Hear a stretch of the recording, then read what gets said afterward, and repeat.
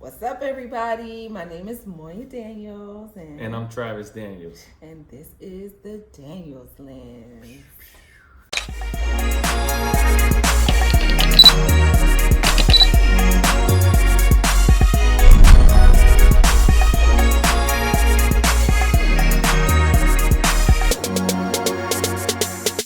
And we're coming back with another episode, and this episode is to kind of let everybody know, like, our background, who we are, and how we met.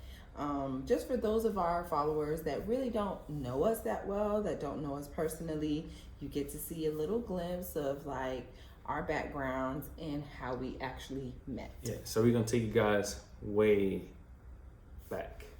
Way back. So, on my side, I was born and somewhat raised in Jamaica, and not Jamaica, Queens. I'm talking about St. Andrew, Kingston, Jamaica. And I have two siblings. I have a brother and a sister, and both my parents, my mom and my dad, raised us in Jamaica. I'm the baby of the family, and when we came to America, I was about 5 years old. A lot of people are surprised to hear that I'm Jamaican, but I'm absolutely Jamaican, and both my parents are Jamaican. Basically, my whole entire family is Jamaican, and just came here when I was 5. And like I said, I'm the youngest out of 3, and that's basically our journey to the Americas. Our children are actually the first generation Americans that were actually born in America outside of Jamaica. I have a deep, deep love and respect for my culture, and so it was a pleasure, though, to become a U.S. citizen. On my side, I'm an only child. However, I do have an older brother on my dad's side. Growing up in Hollywood, Florida was really challenging. We had a lot of people selling drugs. There was a lot of violence. So as a kid, there was a lot of bad things that you could get into. One thing that saved me was sports. I remember at an early age, my mom always told me, Travis, if you want to be something in life, you definitely need to stay out of the streets. Luckily, we had football, basketball, track. Even some kids played baseball and soccer, like in my neighborhood. The 3 that I chose to play was football, basketball, track. I tried out boxing for a little bit, but I got punched in the nose one time, and I was just like, maybe I shouldn't do that. One thing that definitely helped me get to the point that I'm at was I was always able to learn from other people's mistakes and lessons that they taught me. At the age of 12, I was able to play basketball. My skills was to a point that I can handle playing with like the 18-year-olds and 23-year-olds. So some of those guys in the neighborhood will always tell me, man, if I would have never sold drugs, if I would have never started drinking, I could have potentially have been in the NFL or NBA one day. But, things happen and that didn't work out for them. So in my mind, I was like, you know what? I can learn a lesson from you. I don't know what put it in me. I guess it was God just looking over my life already and allowing me to observe it. But definitely that was one thing that I did not do. I always told myself I want to always complete the process. So graduating, finishing middle school to me was a huge thing because I knew some people that didn't. When I got to high school, it's the same thing. Go to school, make sure I get the grades and play to the best of my ability, and we'll see what lies after that. Luckily, I ended up getting scholarship offers. I got scholarship offers. My top 5 was Virginia Tech, West Virginia, Iowa, Wisconsin, and LSU. I ended up choosing to attend LSU to further my education as well as my football career. It was one of the best decisions I could have ever made. Playing for Nick Saban, Jimbo Fisher, and the long list of great coaches that's out in college football right now, as well as the pros. I did 4 years at LSU. I ended up losing my red shirt my freshman year, which was a pretty interesting situation. So here I am, a freshman at LSU, not playing in any of the games, but traveling. Coach Saban traveled a couple freshmen that I guess that he thought had potential, and I was just one of the chosen ones. So we get down to the SEC championship in Atlanta, and the game is really tight. We're playing against Tennessee, that was ranked number 2 at the time. The crazy thing about it is Tennessee beat us. They're going to go to the national title. We're going to go to a pretty good bowl game, but not a BCS bowl. Well, in the fourth quarter, late in the fourth quarter, one of our cornerbacks, Randall Gate, ended up getting hurt. And I could see Coach Saban drop his head and just say, put 2-9 in, because he knew at that moment that my whole year was going to be burnt for a couple plays. And I ran out on the field. The second play I was out there, they located me and, they put their best wide receiver on me and, went at me. I broke up a couple passes. Long story short, we ended up winning the SEC championship. Now, as we move forward, go to my junior year, we ended up winning the national championship. So that was really huge for me and my family.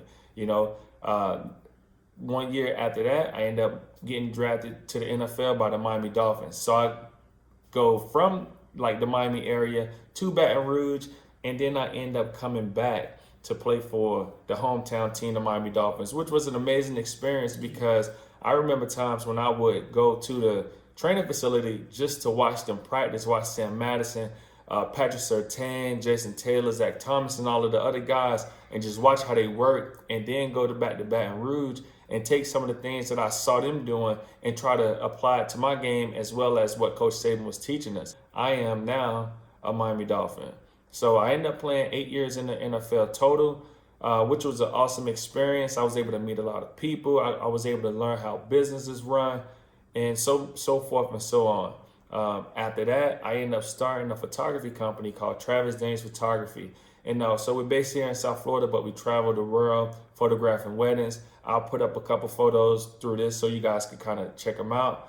But yeah, that's my story. And I hope you guys join us on this ride because we have lots more coming for you. So I grew up in Miami, Florida, Dade County, 305. You know what it is. Yes.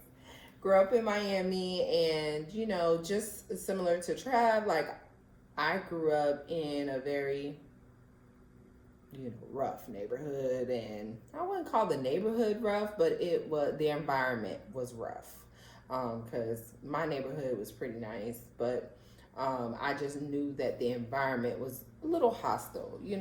Growing up in Miami ain't the easiest thing. Going to school in Miami isn't the easiest thing. There's a lot of just aggression and stuff like that you kind of get programmed to. But all in all, I wouldn't trade it for the world. It's definitely made me who I am today. I graduated high school and I decided to go off to college right here in Florida, going to Florida International University, and I got my master's degree at Nova. So I was able to obtain those 2 degrees, which was something that was, very, very, very difficult, challenging, but I am so proud of that. So while I was in undergrad, I decided to join the most elite, illustrious sorority of them all, and that is Alpha Kappa Alpha Sorority Incorporated. Shout out to all my sorors, ski-wee. Yes, I am definitely an AKA and proud of it. It is the first Black sorority, and I am so very proud and honored to be a part of my sorority. I want to say in my senior year, that's when things changed for me. So after my rookie season, I'm hanging out in my neighborhood and run across an old friend. This person I haven't seen for a long time at this point. As a matter of fact, he's 20 years older than me. So he was somebody that I knew growing up. He kind of went away, came back, and he just so happened to ask me, "Hey, Trav, man, do you want to go to a car show down in South Beach?" So I'm like, cool. So we hop in the car. I'm thinking we're on our way to go to the car show. And he tells me, "Hey, we got to make a stop. I have to pick up my girl from some retreat that she was on." So I'm like, all right, cool. Lo and behold, when we get to the school, she ended up getting in a car with who ended up becoming my wife, Moya. Boom, I'm here. Now our story begins together. So Yes, he met me through a mutual friend of ours. Um, one of my dearest friends introduced us. Well, not really introduced us because, like he said, he was in the car. But the funny thing about that day, that is the day that we spent the entire day together, and the day he met my mother. Oh my God. So let me explain how that all went down. So we're in college. I wasn't ready to go like back on campus, back to my apartment. We just had come back from a retreat with our sorority. And so we were just gonna chill, hang out. And she's with her boyfriend, and her boyfriend ended up being with this guy. And so we just hung out the whole day. So I had bags, she had bags, and so we ended up stopping by my house because my house was the closest. She didn't live in Miami, but she wasn't from Miami. Her apartment was like where we all lived down south. So she just stopped in Miami at my mom's. We dropped our bags off. So here are these two guys that my Jamaican mother have never met.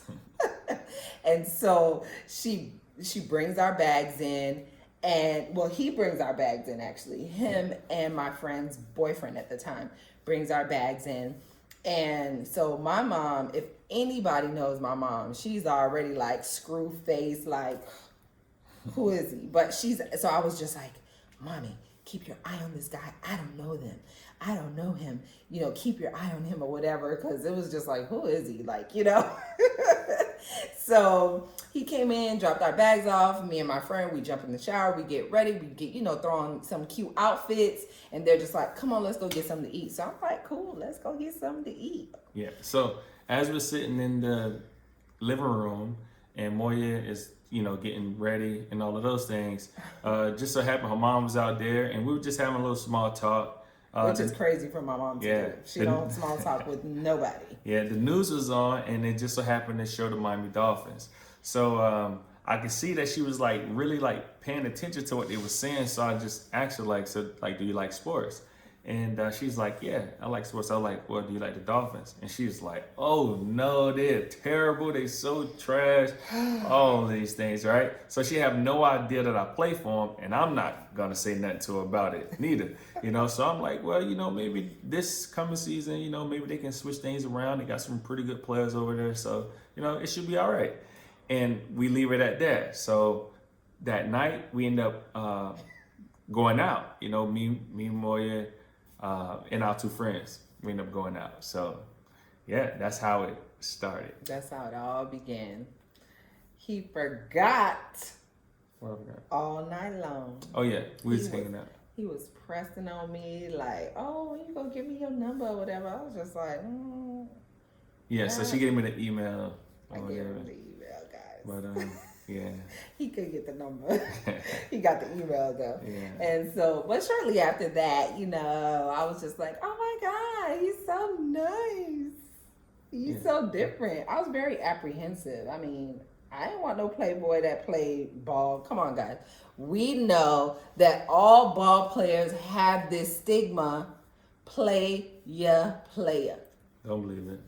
Don't believe it. Anyway, but we have to be honest about what the stigma is. Yeah, I mean, people make up things all the time. So, hey, you want to go with that? So, facts or no facts? Y'all don't be out here in these streets. Yeah, we be in the streets, at the club. All right. We drive around. But y'all know. Y'all get groceries. Y'all know. We go to practice. So, yeah, we be in the streets. Y'all know what I meant. And he knows in his heart.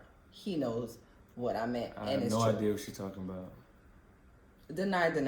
I think that in rookie camp, they're taught to deny. Don't buy it. Whatever. All right. So, anyway, after, some time of talking, I was just like, well, he seems to be really down to earth, and he doesn't seem to be what the stereotypical athlete is. Yeah, I wasn't a So, stereotypical athlete, no. whatever that is, But all I know is I was just always really like content with myself, so it didn't matter if I played Yeah, he was football or not. cool. Yeah, I Yeah, he just was. always just chill, laid Yeah, back, yeah. you He know, kept it really cool, and it wasn't like this. flashy thing, Yeah, I have to like try to flashy. show you stuff. No, no. I had to show him flashy Yeah, she did. a little bit. I used to just rock my T-shirts from the Corner corner store. store. Yeah, and then she like started making me buy crazy Expensive stuff. things. Yeah, I mean, okay, not expensive things. it's Because you did. Well, no. Gucci is expensive. Louis is expensive. All right. YSL. I just introduced him Chanel is to expensive. brands. I introduced him Expensive to brands brands. other than Fruit of the Loom and Could have Dickies. like put me on Fubu or something. Fat I'm Farm. not here to disrespect anybody's brands, but Fruit of the Loom and Dickies. Jimbo's. We're not going to Prime 112 in Fruit of the Loom. Why not? What's wrong? Well, you could go, but it won't be with me. And at the time, he wanted to go with your girl. Okay? So if you want to go step out with your girl, we're going to have to get something that actually buttons up. Okay? Because that's what adults wear. Yeah, that's true. Yeah. I give you So, that. yeah. I give it But it was kind of good. It was kind of good. We enjoyed the makeover. Yeah. We enjoyed the makeover. So, fast forward, But hold on, you making it like I had no swag though. he has swag, but All right. Okay, it was like internal swag. It was a swag about himself internally. Okay, I'll take it. Okay. All right. So, fast forward, and now we're not little babies anymore that just basically graduated from college. We are now adults, adulting, and trying to figure life out together. I think that we kind of grew together. We went, in our relationship, we've been through a lot. Everything that you could possibly think of, we've been through it. And through the grace of God, we have overcome, which is why we're here. How many years later? A lot. A lot of years later. How long we've been knowing each other? A lot. Who's counting? I am. Not me. Okay. Well, I guess that's a good thing, right, guys? So anyway, fast forward again, and he ended up getting the call that I think that all girlfriends that have significant others in the league of any kind gets. He gets the call that he was being traded. Yeah, so that was a really so let me just tell you guys how that worked, right? So here I am playing in Miami. We in training camp. Training camp is pretty much over. And we probably only have maybe 3 days or 4 days left. Yeah. And I am I just came from team meetings, so now we have a little break, maybe an hour and a half before practice start or something. And I'm in the locker room, just laying on the couch, taking a little nap. And then I get a tap by this guy that works for the general manager. And he's like, hey, the GM want to come see you. So normally you already know what time it is. Either they're going to cut you or you're getting traded. And I didn't think that I was having a bad camp or anything like that. So I wasn't so much concerned about being released, so to speak. But I was just interested to see what he actually wanted. And yeah, I went up into the office, and when they traded me, they didn't even tell me where I was going. He was just like, hey, it's been a team that's been calling about you. And, they've been calling for a couple of weeks, and now we just think we got a pretty good offer or whatever for you. And I think that you probably fit their program better, something like that. So next thing you know, I hear a voice, hey, Travis, and it's Coach Romeo Cornell. And he's the head coach at the Cleveland Browns. And he's just telling me, he's looking forward to having me, as a part of the team to become a Brown. And, am I ready? So it's 12 o'clock in the afternoon, 6 o'clock, I'm on a flight, and I am in Cleveland by 8:30. That was so devastating. To go, he just packed up. Yeah, just a bag. He just packed a bag, and I dropped him to the airport, and that was it. Yeah. I was in tears, and he was just like, fighting up. Yeah, this is a part of it. This is a part of it. And that's one thing, I always was a part of it, so I didn't like have any bad feelings about it. However, me, it was just like, okay, this is I just a had part no of it. idea. It's I was time to just go. like, okay, so when are you leaving? I'm thinking like, okay, well, after this season, and he's just like, I'm actually packing right now. I'm gonna be headed to the airport in a little bit. Yeah, What? Yeah. So guys, you can just imagine your car got to get shipped over. You got to get some clothes sent over. I mean, Right. it's a whole It nother was thing. Yeah, crazy. it was crazy. But playing football, you got to be ready for anything. I look at life and everything just like a football game. It's always full of sudden changes, and there's no time to panic. Me being a defensive guy, if the quarterback or running back fumble, it's no time to be down on them. It's just like, let's go make the best out of the situation. So when they traded me, it wasn't even no thought. It was like, all right, let's go to Cleveland and let's see what we can get going. I ended up just playing my final year out over there, and then I was over to Kansas City. You weren't thinking like, oh my gosh, I'm gonna leave this girl. Nah. I appreciate your honesty. Yeah. It's fine. I just actually asked you that to see if you were gonna tell the people the truth. Yeah, being honest. Tell the truth too. It was just like, go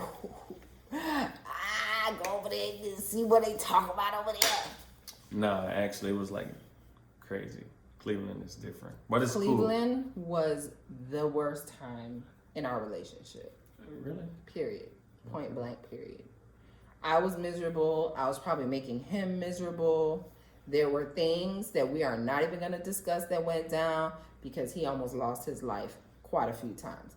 And yeah, my car didn't have like 4-wheel drive. It only had rear wheel. So driving in the snow with 2-wheel drive, it's no good. Okay, ladies, I'm pretty sure you picked up what I was putting down, but he didn't, which is fine. That's all right. What? Anyway, it was cold. I think I went to one game physically. Outside of that, I didn't go to any other games because I was just like, yeah, I'm not doing this. I'm sorry, I love you, but Cleveland is cold. Yeah, so. Yeah. But then he got the best call, which was going to Kansas City. He was going to Kansas City. So I flew in, we got all his stuff packed up. Then we got on the plane, got everything shipped over, packed up everything, and started to look for furniture. Yeah, it was great. Kansas City reminded me a lot of Baton Rouge. Why? Because Kansas City is almost like a college town. They don't have a whole lot of things going on around there. Sure. Like they don't have a basketball team, so it's only the football team and the baseball team. Right. Being in a city where everything is all about like the Chiefs in the world, so that was great. The games was packed. The tailgating was crazy. When they singing the national anthem, they ended with like "Go Chiefs," Chiefs or whatever. Yeah. So. It was great. I wish I could have played another like 4 years. If I had 4 more years in me, I would have loved for those 4 to continue to be in Kansas City for sure.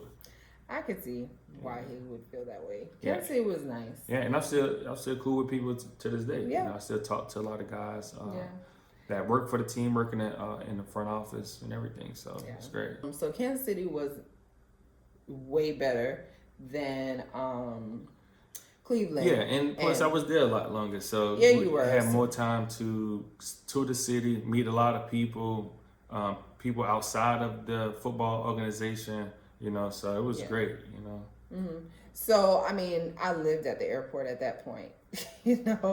I lived at the airport at that point. I was getting my master's at the time, and he was so supportive.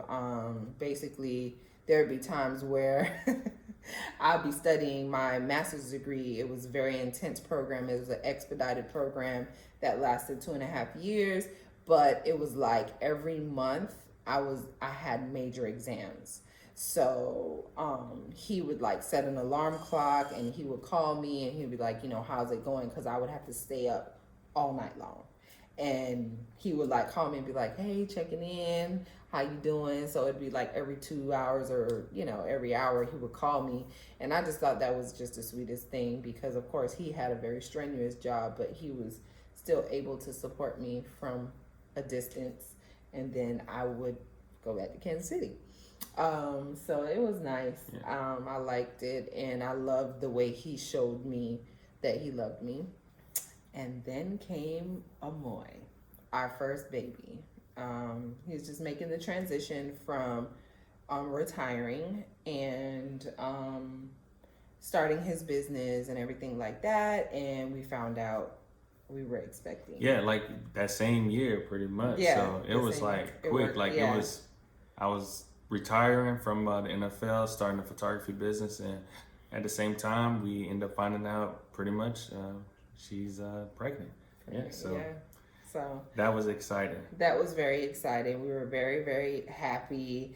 And I think like the whole family was excited and happy for us to, they say, finally have a baby. Right. But understand that we made a decision to not have children because we wanted to live. Right. We wanted to live our lives freely. And so when we decided to have children, that part of our lives was like coming to an end. Yeah. So Yeah, because even for myself, like I always want to be like a great teammate, you know, and I knew that the way that I wanted to live, like in the off seasons, traveling around, hanging out late with my friends, that probably having a kid wouldn't have been the best thing for me to do because I wouldn't have been a great helpmate. You know? and you would have been alone because you wouldn't have been with me. So luckily, God didn't, you know, have the baby come until after it was over, because then I was able to be the great teammate that I am on the field, you know, with her.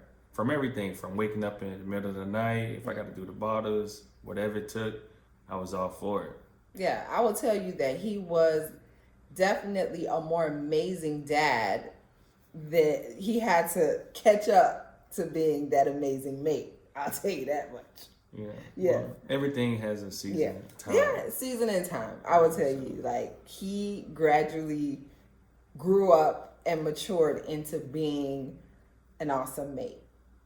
Yeah. You glad? You're glad? Yeah. Good. But so then Amoy came, and we knew we wanted to have kids back to back. Back to back in the sense where they're not too far apart, but they're very close to where we're still not sleeping. We are still changing diapers. We just wanted to go through all of that back to back, then get used to life, if that makes sense. So when Amoy was 6 months, I found out I was pregnant with Alay. So they're approximately 13 and a half, 14 months apart. Yeah, so had Alay shortly after that, and yeah, Lay was a lot of fun. Yeah, Lay was a lot of fun. Lay, and we'll slip some videos in there.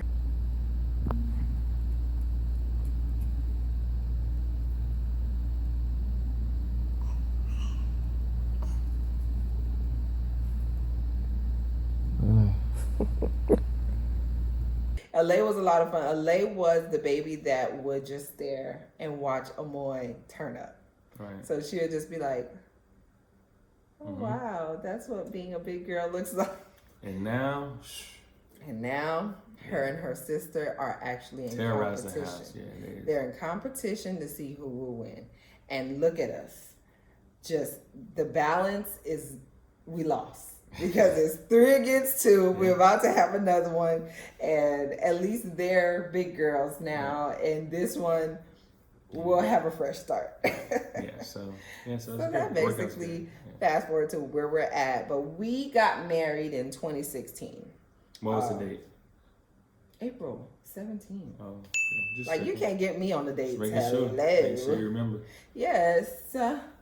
We just had our 4-year anniversary, our 4-year wedding anniversary, and we celebrated with you guys. You know, we had a little Q&A. Hopefully you tune in for that on our Instagram, The Daniels Lens, and on Facebook, The Daniels Lens. So hopefully you guys go follow us. But we did celebrate with everyone the day after our anniversary, and it was really, really cool. We planned our wedding in a year. He proposed to me a week before I gave birth to Lele, our second baby, and a year and a couple months later, we actually tied the knot, and it was the best day of my life. And I will do it every year if we could Do it. drop that bread. Yeah, so it was a great experience. I know a lot of people are like, "Oh my God, I would never," but nah, like Yeah, we had a lot of fun. we had a lot of fun. It was sweet. It was romantic. It was, filled with the spirit of the Lord. It was just amazing. So guys, make sure you hit that like and subscribe button. Yes. And like my kids say, comment down below. So if you like what you've heard today and you want other people to just come along the ride with us, make sure you share. Yeah. And we're going to be doing fun things. So we're going to go take you guys fishing with us. Yeah. And you can watch me finally win. I think I'm better when the camera's on. So yeah, when the light's on, I got to come just alive. call me Cinco. As of today, I've caught 5 fish. Yeah. I've been fishing 5 bass too. So. 3 weeks of my life. Yeah. Clearly, it doesn't look like I'm an outdoorsy kind of girl because I'm not. Yeah, But she can catch them though. Outside I have this much of outside open to me, and that's my backyard. And we got a lake back there, so we fish, and that's what we do. Yeah. But when outside reopen, you guys will be going on vacations with us. Yeah. You're gonna be just going everywhere with us. You're gonna be taking trips with this one to weddings that are out of state. So it's gonna be out of the country. It's gonna be really, really, really fun. Yeah. And you'll get to see a life with the Daniels through the Daniels lens. All right, guys. Peace.